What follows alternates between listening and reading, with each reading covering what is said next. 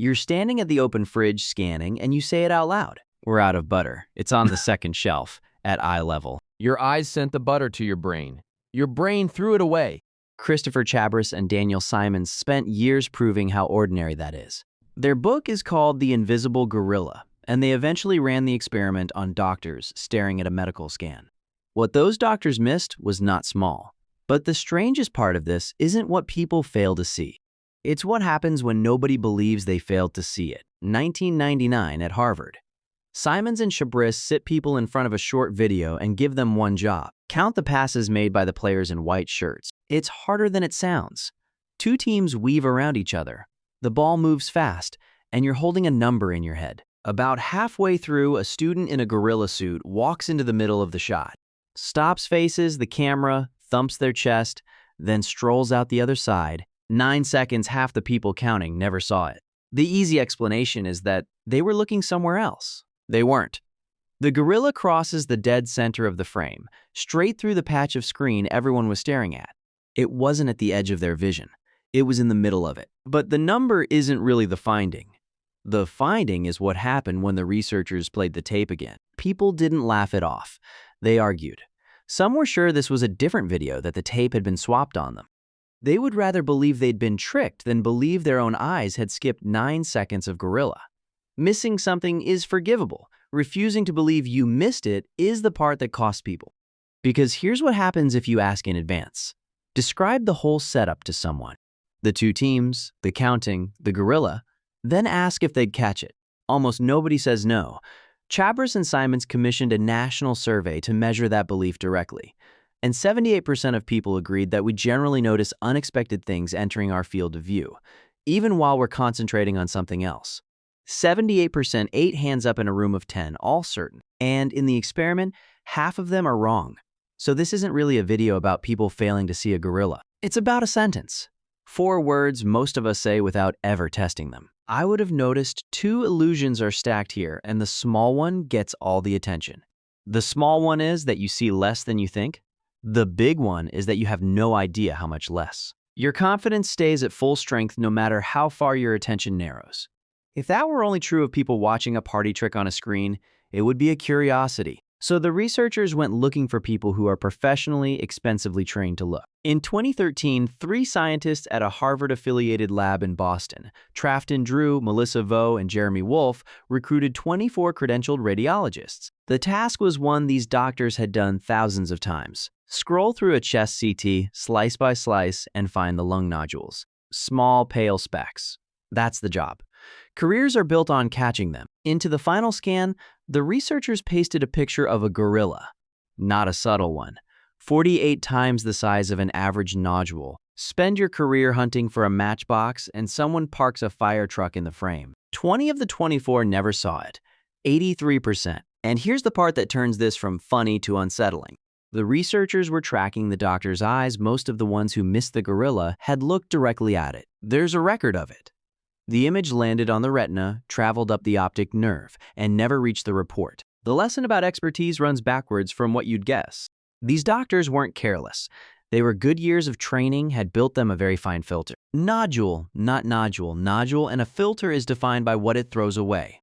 Being better at looking for one thing is the same as being better at discarding everything else, which is where the objection shows up. It's a fair one, so let's take it seriously. These are screens, videos, scans, pixels, rigged frames built by researchers who wanted a result. Real life isn't a laboratory. Fine, 2 studies, both outdoors, both with real people who had no idea they were in anything. The Cornell campus, 1998, Simons, working with Daniel Levin, a man with a map stops a stranger and asks for directions. Mid-conversation, 2 workers carry a door between them, the ordinary rudeness of a construction site. When the door clears, a different man is standing there. Different height, different build, different clothes, different voice. He picks the conversation back up. 7 of 15 people noticed. The rest kept giving directions to a stranger who had been swapped out in daylight while they were looking straight at his face. Then years later, a harder version. Chabris and Simons and their colleagues sent people jogging along a route behind a runner, counting how many times he touched his head. A few meters off the path, 3 men were staging a violent beating, shouting, hitting. At night, 65% ran past without noticing it. In broad daylight, 44% still missed it. That second study wasn't curiosity.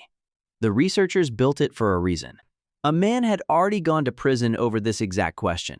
Boston, January 1995. Officers chase a shooting suspect through the dark. Kenny Conley, a young patrolman, follows the man over a chain-link fence and keeps running. A few meters from that fence, other officers are beating someone on the ground. Badly. The man on the ground is Michael Cox, a plainclothes officer from their own department, mistaken for a suspect. Conley testified that he ran past and never saw it. The case against him rested on something everyone in that courtroom already believed. Nobody could run past that and not see it. So he must be lying. So he must be covering for the men who did it. Conley was convicted of perjury and obstruction of justice and sentenced to 34 months. He was the only person convicted of anything in that case. Be careful here, though, because the science doesn't do what it looks like it does. It cannot prove Conley saw nothing. Nobody can prove that. What it proves is smaller and sharper. That jury's certainty, the one that felt exactly like common sense, was never safe ground. Anyone would have seen it is not a fact about the world. It's a guess about a machine none of us can see into, including our own. Conley's conviction was eventually thrown out on separate grounds, and he was returned to the force. The bill for this illusion almost never arrives for the person who missed something. It arrives when everybody else is certain they couldn't have.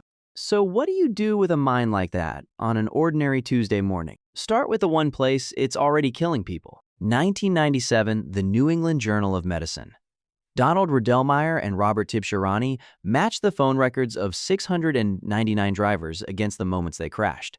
Being on a call was associated with roughly 4 times the collision risk. And hands-free was no safer. That result confused people for years, because the fix seemed so obvious. Free up the hands. But the hands were never the problem. The attention was. A driver on a call is counting passes. The motorcycle is the gorilla. Riders have a whole phrase for what happens next. The driver looks straight at them, pulls out anyway, and afterwards says it plainly, with no idea how strange it sounds. I didn't see you. They usually did looking was never the same as seeing. You can't widen your attention much. That isn't a discipline problem you can fix by trying harder. It's the shape of the equipment you were issued. But one part of this is under your control, and it isn't your eyes. It's the sentence. Go back to the fridge. You stare at the shelf. You're certain. You announce it to the whole house, and someone says, "Second shelf?" And there it is. Nothing about your eyes changed. What changed was what you were looking for. So the question worth keeping isn't, did I look at, what was I looking for, and what did that cost me?